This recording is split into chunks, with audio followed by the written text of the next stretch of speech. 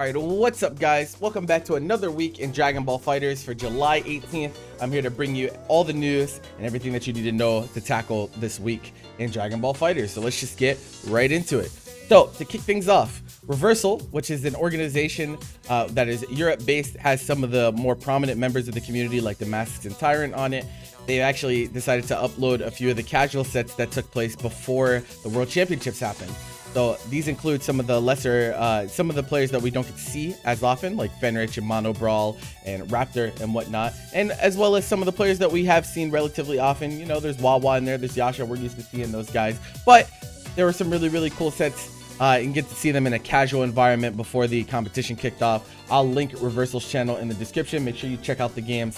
I think there are actually more that they'll be uploading in the future.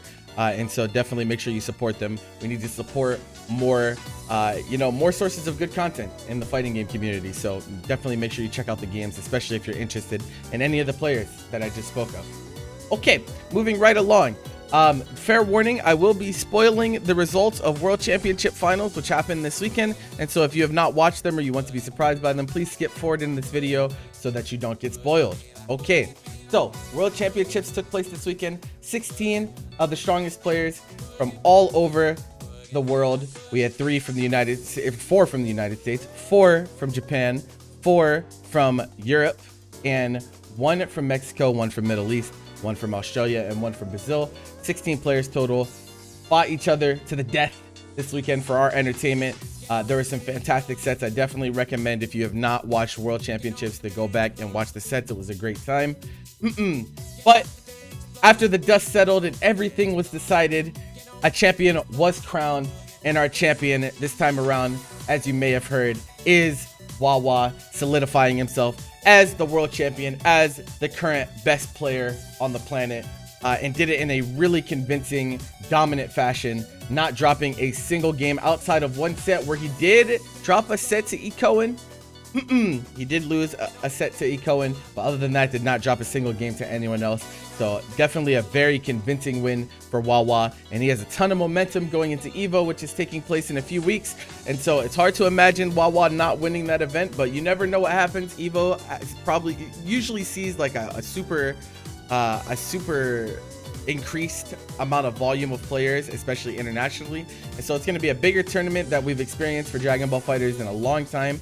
And your boy is the TO for it. Yeah, it's me. So it's going to be a great time. And so, yeah, make sure you guys keep a lookout for that. But congratulations to Wawa, a very worthy champion. And I'm looking forward to seeing how long this reign will keep up. Will he keep just smoking everyone for the entire year? We'll have to see what happens. Okay, moving on from that, Bandai did announce the structure of the upcoming World Tour. So though this World Championship is finished, but there is a World Tour 2022 to 2023, which begins at Evolution, which, like I said, is taking place in a few weeks. And there were actually some news that they gave us, which was really cool. So the first bit of news is that Brazil and Middle East, 2 regions that actually really showed up and really supported the previous World Tour, got added back into the tour. So originally, the only regions that were eligible were up until Australia. There were only 11. Brazil and Middle East were left out. And so there was me personally, I was definitely, I was giving them hell about it. I was talking about it on Twitter on my stream a lot about how they kind of got screwed over with these regions that support a lot.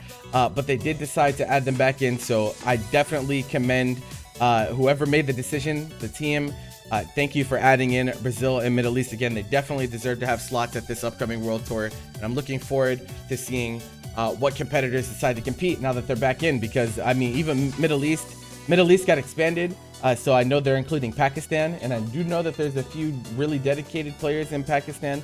So it should be cool to see how that pans out. And once again, regions that we don't get to see nearly as much as we get to see, the United States and Europe and whatnot. So should be really cool.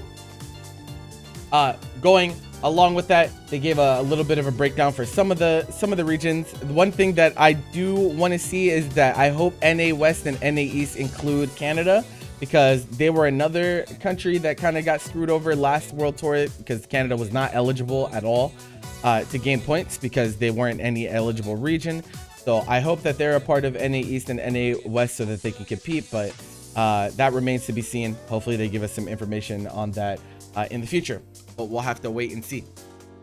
But if you looked at the region list and you didn't see your country, do not fear, because they did also announce an extended division, and I'm going to break this down for those of you who might not know what this means. So as you can see, the 13 regions listed upon here, if you are in one of those 13 regions, then you will compete within your region, and the top whatever, because it's different from region to region, will qualify for the World Finals.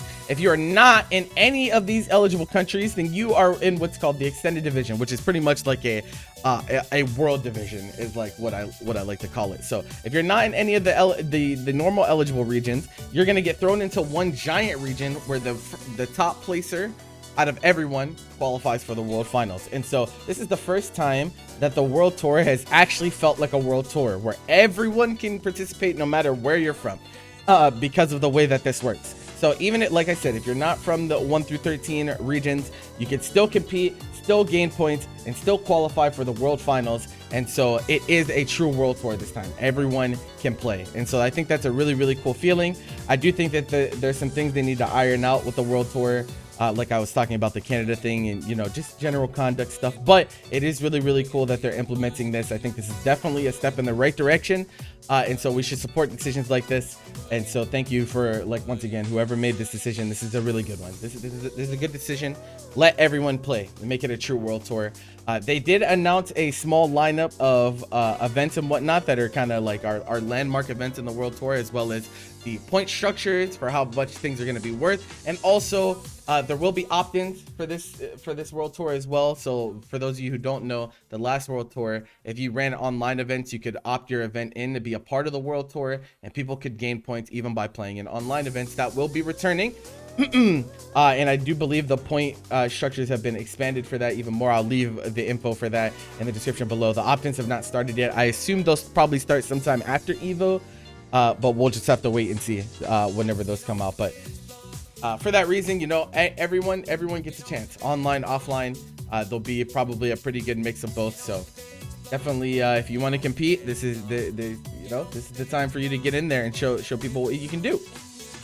Okay, so enough on the World Tour. The last thing I have to talk to you guys about is Cloud 805 is hosting his final bout of fighters this weekend.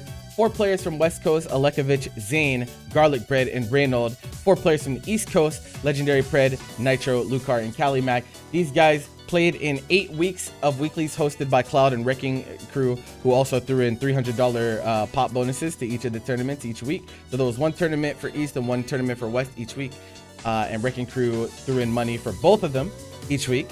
And the top placers in terms of points over those 8 weeks, there was a point system, and the top 4 from each region get invited to this event, which is going to be taking place this weekend.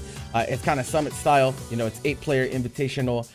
It is offline. They're going to be staying in like a house all together. It's like a mansion or something together. So should be really, really cool to see. We'll probably get to see some of the players on the mic as well that you may not have heard, you know, get to commentate and stuff like that before, you know, like who has heard Lucar be on the mic before. It hasn't happened very often. But they also will have Acoustics and Jake Ryan holding down for the action this weekend. So it should be really cool. I don't know what format they're going to be running, if they're doing a round robin or anything like that, but it should be really, really great matches. These are all fantastic players, and I definitely recommend you check out the event this weekend and show support to Cloud and Wrecking Co, because they're putting in work and putting in money into the FGC, and we need to support people that are willing to do that. And so yeah, that's all I got for you guys this week. Thank you guys so much for tuning in. I hope you guys are excited for this week of Dragon Ball FighterZ. Let me know if you're going to be competing in the World Tour in the comments below. Be sure to leave a like and a comment on this video. Like I said, it helps with the algorithm. I'm trying to really, really make this a thing that is, you know, valued by people. So until next time, you guys have a great week, and I'll see you in the next one. Later.